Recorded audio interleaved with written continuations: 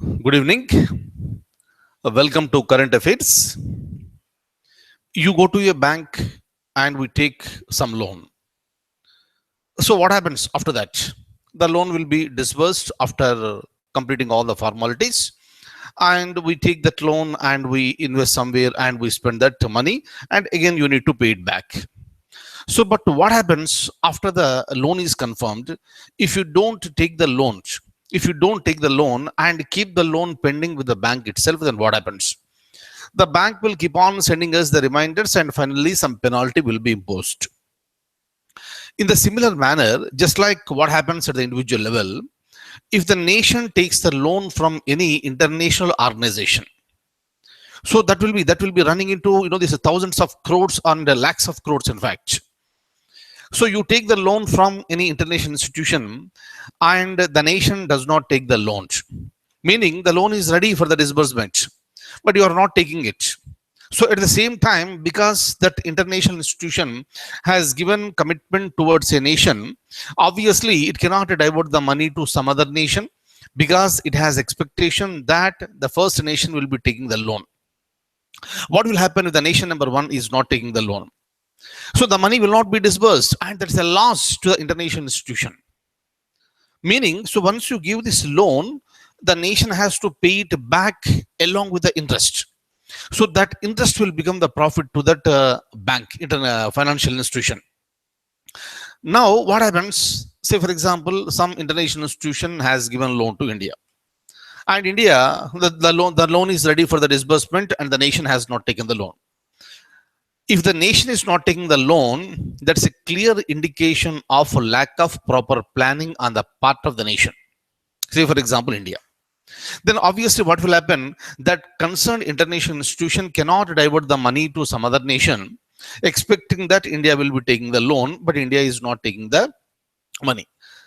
And during the time, penalty will be imposed on India, and that penalty is called commitment charges. That is called commitment charges. Like this, India has paid whooping 600 crores. India has paid 600 crores in the last 6 years. So meaning, right, whose money is that you are paying? Obviously, it is the taxpayers' money. And money is ready from the international institution and you are not in a position to take it. So because your plans are not ready. That is the reason why commitment charges are imposed by that institution, and 600 crores, very huge amount has been imposed on India, and India paid 600 crores in the last 6 years. It is not new for India. And in the past also, India paid so much of money on the name of commitment charges. Clear? So in any examination, it may be a question, what is commitment charge? So now, so you know what is the meaning of this, right? So now I would like to show you the document. Kindly have a look at this. After this, we'll move towards the discussion on the next topic.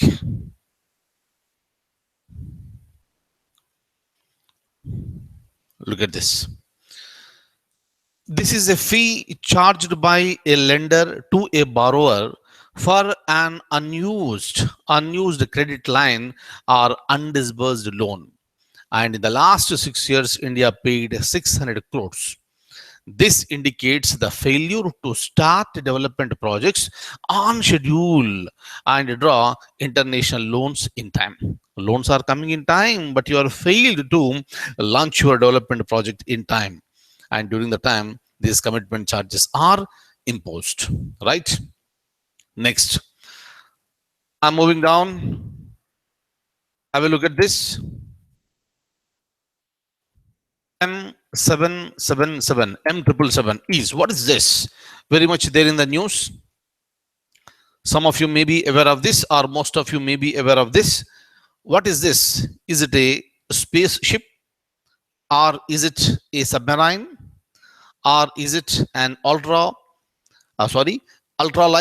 artillery gun, or supercomputers?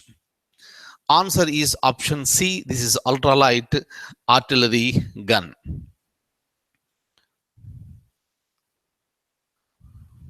So these are being manufactured by United States of America, and last year India has Last year, India has ordered for few, and two M777 are going to be coming to India probably by the end of this month or the first week of next month. So, and the beautiful thing with respect to this is that if you look at Indian terrain, especially in the where Indian border meets with China, so that is one important position where Indian security has to be more strengthened. For this reason, so for those places, this M777 are going to be deployed. So it will have a range of 30 kilometers. So these are the guns. These are the guns, and it will have a range of 30 kilometers. And there is no doubt that Indian security system on that particular border is going to be strengthened like anything once these will be deployed. Right. That is the reason why it is there in the news. And in fact, if you look at this ultralight, what is this? Previously, there is something called M198. So the latest one is M777, and the weight of that first one is more than 7,000 kilograms. But this M777 weight has been considerably reduced. Considerably reduced. It is just about 4,000 kgs, 4,000 kgs. And here, this titanium has been used. So you must be knowing about the titanium. The weight is very less, but strength-wise very strong. That is the reason why titanium has been used in the manufacturing of this M777.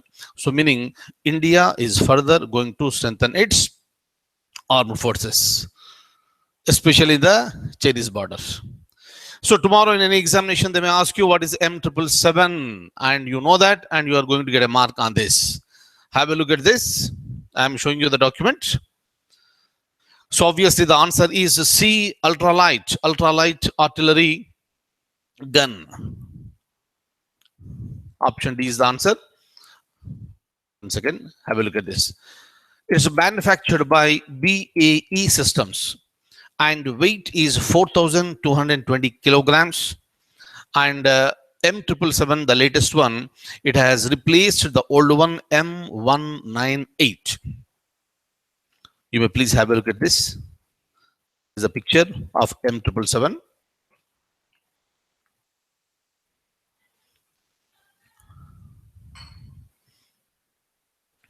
Okay.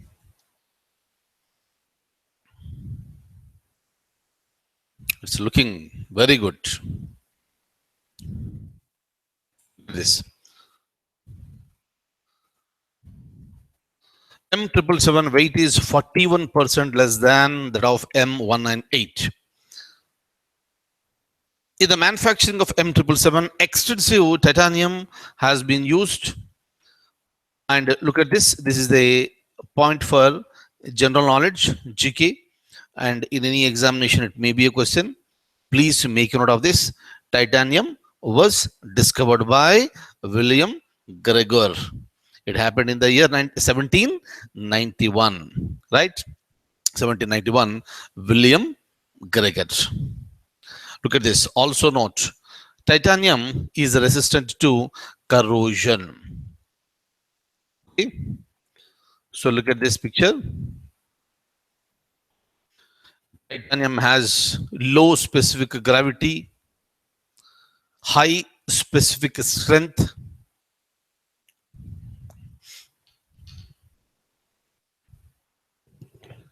high corrosive resistance, it's biocompatible material, non-magnetic property. So many characteristics are there. So because of all these characteristics, it has been used in the manufacturing of M777. Weight is low, but strength is very, very, very high.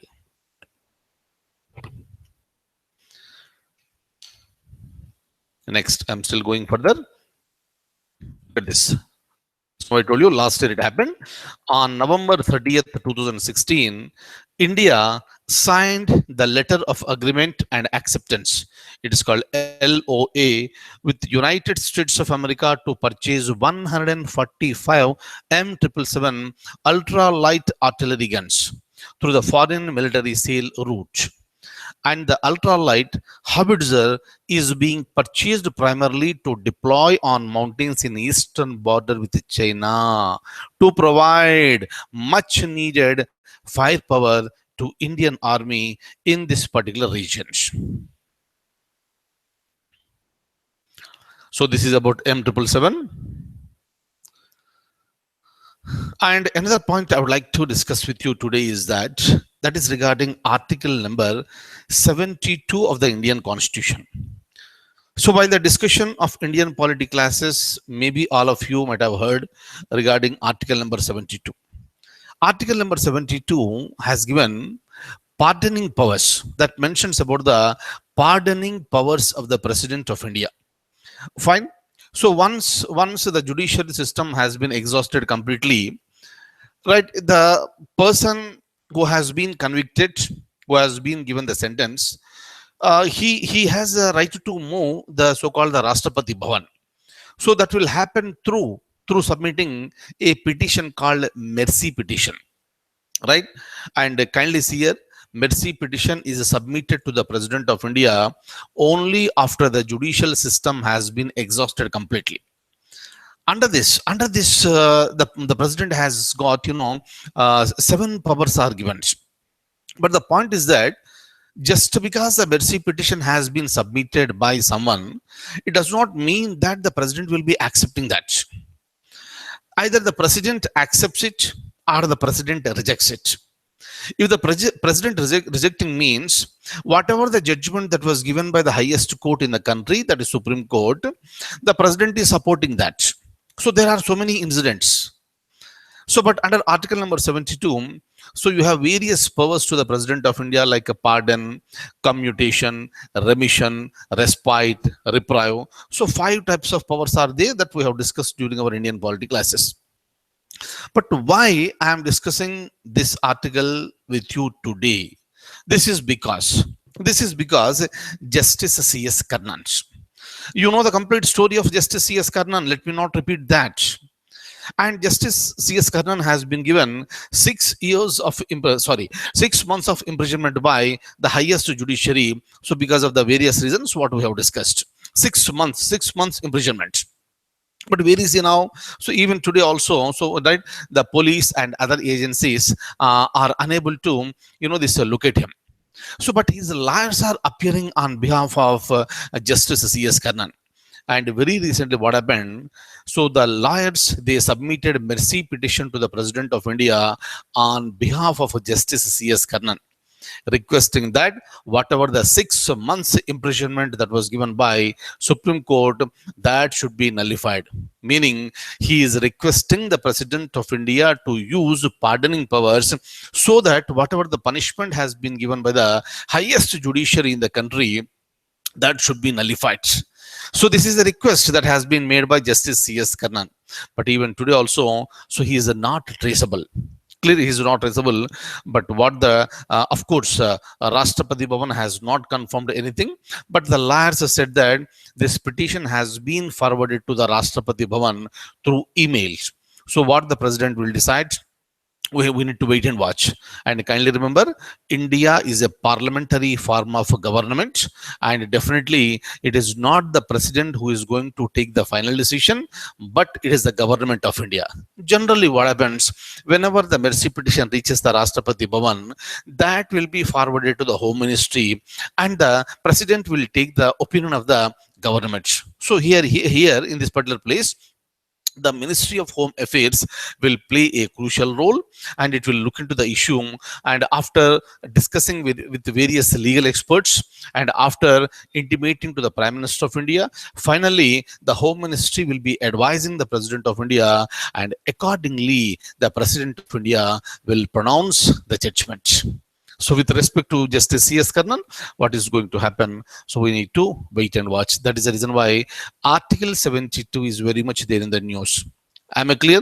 Justice C.S. Karnan, this became a very, very big controversy, this news. So because of the conflict between the highest judiciary and a high court. right? Meaning, so the people who are present in the highest judiciary, and Justice C.S. Karnan, so he's a judge in the Calcutta High Court. Fine. So that is the reason why it is there in the news. So in the examination, it may be a question. And which of the following articles has mentioned the pardoning powers of the president? Answer is article number 72. How many powers have been given? Answer is 5. What are they? 1, 2, 3, 4. You know this, right? So this is the pardon, commutation, remission, respite, and a reprieve. Right? So that is the reason why it's very much there in the news. Okay. And I'll stop at this stage.